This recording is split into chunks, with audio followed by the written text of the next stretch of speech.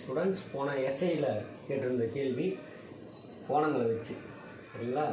ஒரு கோடு, இது ஒரு பாயிண்ட் இருக்குது, இது 30 டிகிரி, இது 2x, இது எக்ஸ், எக்ஸோட வேல்யூ வந்து அதான் கேள்வி.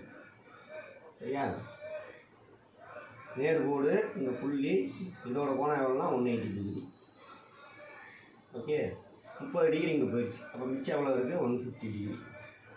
150-ஐ எக்ஸ் 2x 3 எக்ஸாக பிரிக்கிறாங்க. எக்ஸோட வேல்யூ வந்து அவ்வளோதான். அப்போ 150 3ஆக பிரிச்சோம்னா எவ்வளோ? ஒரு எக்ஸோட வேல்யூ 50. இது 50 டிகிரி, இது 100 டிகிரி, இது 30 டிகிரி. கூட்டுங்க 180 டிகிரி. ஆன்சர் என்ன வரும்? எக்ஸோட வேல்யூ தான் கேட்குறாங்க. எக்ஸோட வேல்யூ 50 டிகிரி.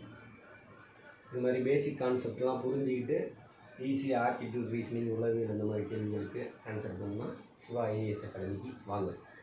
தேங்க்யூ.